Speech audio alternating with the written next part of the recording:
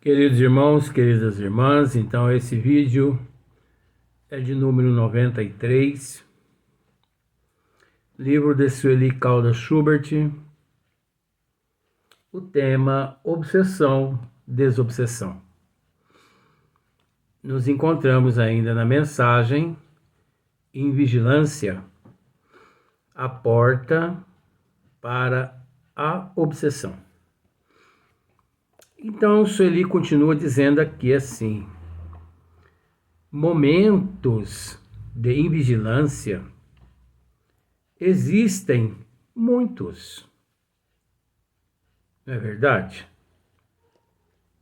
Momentos de invigilância existem muitos.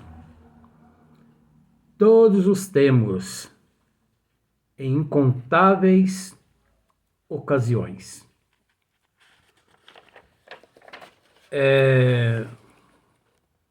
Citaremos, ela continua assim, citaremos alguns dos estados emocionais que representam invigilância em nossa vida. Então, às vezes, nós nos pegamos pensando da seguinte forma: mas que é a invigilância? Pois se fala tanto na invigilância. O que significa a invigilância? É lógico que a invigilância, de certa forma, é o resultado, ou melhor, resulta-se em tudo aquilo que é contrário aos desígnios das leis divinas. Pois vejamos aqui o que Sueli nos esclarece. Então ela diz aqui assim: citaremos alguns dos estados emocionais que representam invigilância em nossa vida. Revolta, né? Olha só, o primeiro item, a pessoa revoltada. A pessoa indignada, essa revolta. A pessoa está revoltada porque ela foi roubada, ela está revoltada porque o imposto da residência veio caro, ela está revoltada porque o IPVA do carro veio caro, ela está revoltada com o aumento da energia, da taxa de energia, de água, ela está revoltada com tudo. Eu estou revoltada mesmo. Isso é uma invigilância. Isso é uma invigilância. Segundo, ódio. Então você observa, revolta, agora ódio. Mas eu tenho um ódio. Mas eu tenho um ódio daquela pessoa que, se eu pudesse pegá-la, eu a mataria. Mas eu tenho um ódio desse governo. Eu tenho um ódio desses políticos. Enfim, eu tenho um ódio que me consome, e de fato consome mesmo. Porque toda pessoa que traz dentro de si esses sentimentos, ela não só abre as portas psíquicas da alma aos espíritos obsessores, como também ela destrói o sistema imunológico dela, espiritual e físico, ao ponto de doenças ali no corpo físico dela eclodir, graças a esses sentimentos, a essas invigilâncias. Ideias negativas de qualquer espécie. Olha só. Ideias negativas de qualquer espécie. Ah, podia acontecer isso com fulano, podia acontecer aquilo com cicrano, com bertano. Ideias negativas. Aquelas pessoas pessimistas, aquelas pessoas que destilam o pessimismo, a amargura, né? A revolta, o ódio e por aí em diante. Outra questão também, a depressão. Olha aqui, a depressão. Porque existe depressão, existe depressão proveniente de milhões de fatores. Então, não podemos dizer que a pessoa encontra-se com depressão proveniente de obsessores. Não. Isso não. Cada caso é um caso. Existe depressão proveniente de perda de emprego, frustrações, decepções,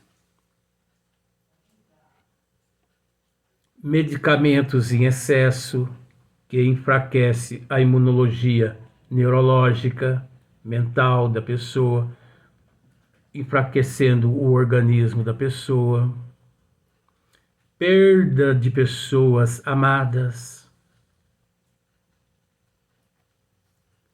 pessoas que bebem muito, quando deixa a bebida, entra na depressão, depressão pós-parto, que não tem nada a ver, certos casos, com obsessor. Enfim, existe 1 milhão de casos de depressão que não tem nada a ver com obsessão. Só que nós temos que entender uma coisa, que pelo fato de Kardec nos dizer que as imperfeições morais dão aso à ação dos espíritos obsessores, nós temos que ficar atento neste exato instante, porque é preciso entender que no alicerce de todo transtornado, na base de todo alienado, perturbado, há a influência de alguns obsessores. Porque Kardec mesmo nos diz aqui que todos nós, sem tirar esse ou aquele, todos nós somos obsidiados. Todos nós sofremos influências Todos nós obsidiamos. Até porque a depressão, ela desestrutura o meu organismo físico. Pensemos da seguinte forma: eu perco o emprego, desestrutura-se ali o meu emocional, o meu psicológico, e eu entro numa depressão. Porque você sabe que depressão é um buraco, por isso o nome, depressão. Pois você acha que aprendeu isso na autoescola, com todo respeito. Lá eles não ensinam para o candidato, para o aluno, cuidado com a depressão aí, ó. Depressão significa um buraco. Depressão significa um cânion. Depressão significa um pântano profundo, um buraco profundo,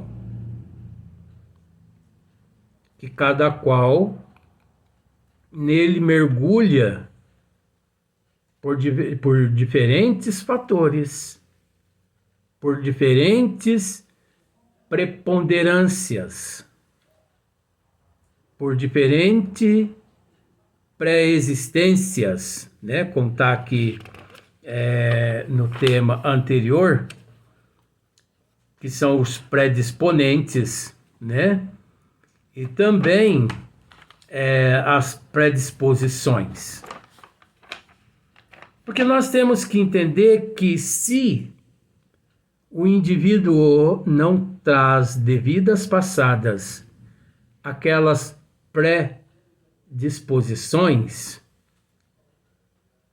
pode cair o mundo sobre ele que ele não entra em depressão. Então ele pode perder a mulher, pode perder o marido, pode perder o filho, pode perder tudo, que não entra em depressão. Porque ele é uma pessoa centrada, controlada. Agora, isso é raro aqui na Terra, devido a ser um mundo de provas e expiações. Nós temos que entender que a Terra, além de ser uma penitenciária, também é uma faculdade. Além de ser uma faculdade, também é um hospital. E pelo fato de ser um hospital, por isso que nosso Senhor Jesus Cristo, há 2000 anos atrás, esteve aqui na Terra, ele como sendo o médico dos médicos, o mestre dos mestres. Porque Jesus aqui veio para os enfermos. Então isso significa que todos nós somos enfermos a caminho da melhora. Nós estamos buscando hoje ser melhor que ontem, amanhã melhor que hoje. Mas a pessoa equilibrada, ela não entra na depressão. Ela não se desequilibra fácil. Ela não tem angústia, melancolia, ansiedade. Agora, para você ver como são as coisas. Chico Xavier, que é Chico Xavier, não vou dizer nem que foi Chico, porque Chico continua presente. Porque eu podia dizer Chico Xavier que foi Chico Xavier. Não, que é Chico Xavier. Porque Chico é presente. Ele sofria de depressão. Que? Oxe, se sofria. Chico sofria de depressão. E ele assumia isso. Tanto é que ele dizia, toda vez que Emmanuel percebia que a depressão estava se alojando no meu eu, ele me dizia, Chico, vá para as periferias. Mas meu irmão, não estou aguentando. Vá, morra. mas morra no trabalho, Chico. Olha só para você ver que coisa, hein? Mas, meu irmão, não estou aguentando. Hoje não dá para mim ir. Hoje não dá para mim ir ao centro. A desculpa da pessoa que tem depressão é essa. Hoje não dá para mim ir ao centro, que eu tô com dor na coluna, dor nas pernas, dor de cabeça. Tô com tontura. Tá chovendo. O sol tá quente. Eu tô com indisposição, acho que eu vou desmaiar. Que desmaie. Desmaia na rua. Sem problema nenhum. Porque se você não desmaiar na rua, você vai desmaiar em casa. Mas acontece que é o seguinte, a pessoa não vai às periferias e fica dentro de casa, curtindo aquela, né?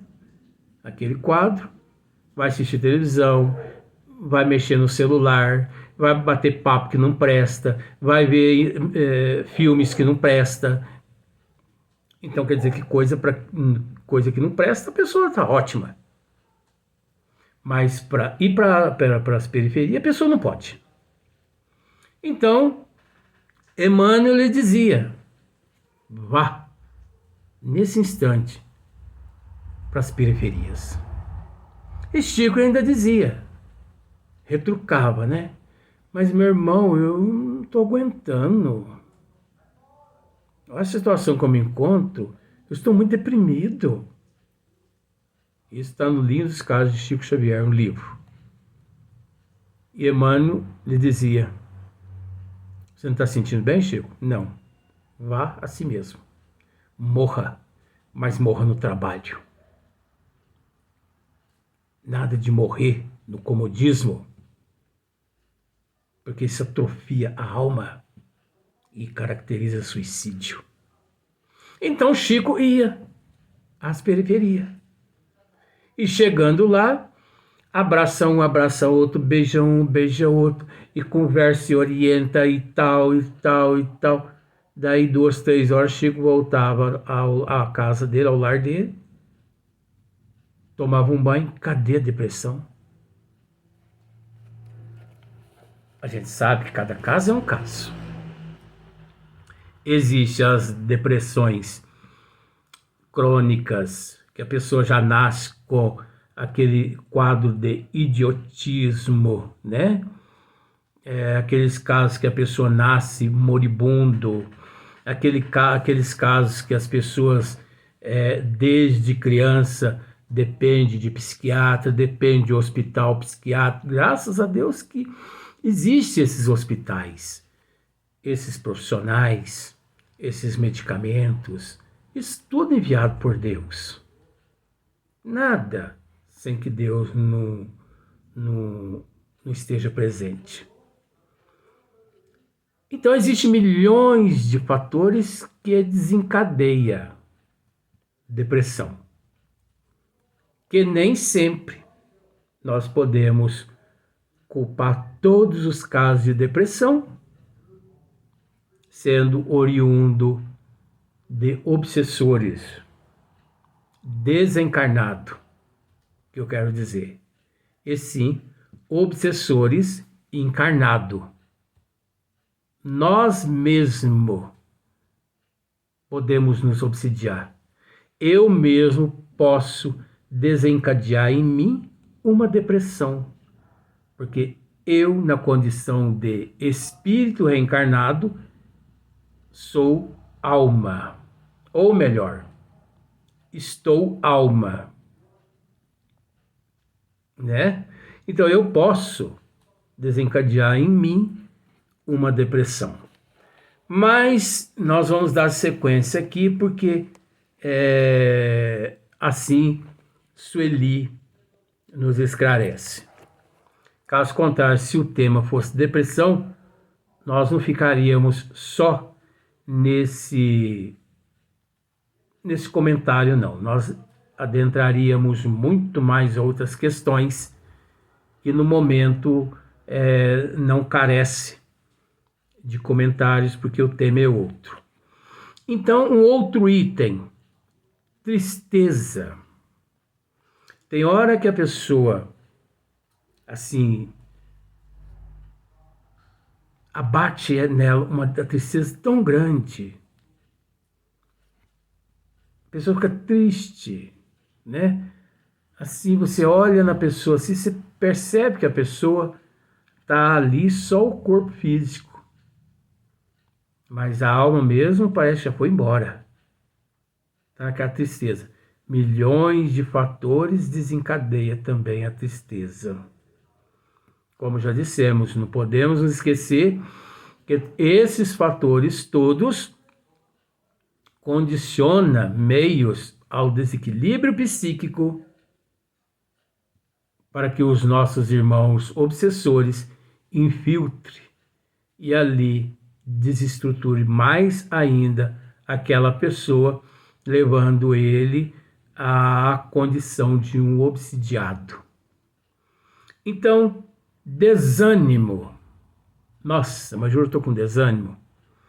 Jesus, Maria José, esconde o menininho Jesus, porque senão ele vai ficar desanimado também. Isso tudo é oriundo do indivíduo, porque nós quem devemos dar o primeiro passo na direção da luz ou na direção das trevas. Pessimismo. Tem pessoas que têm um pessimismo que, olha, se você conversa com aquela pessoa, né, que é dotada de pessimismo, meia hora, você sente vontade de desaparecer do planeta. E tem pessoas que se contaminam também daquele pessimismo e vai embora num pessimismo lascado, né? Medo também é um outro fator crucial negativo que provoca a invigilância.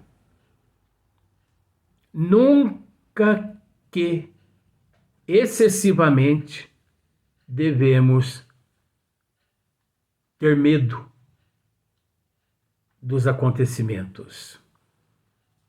Ter medo para quê? É óbvio, excessivamente.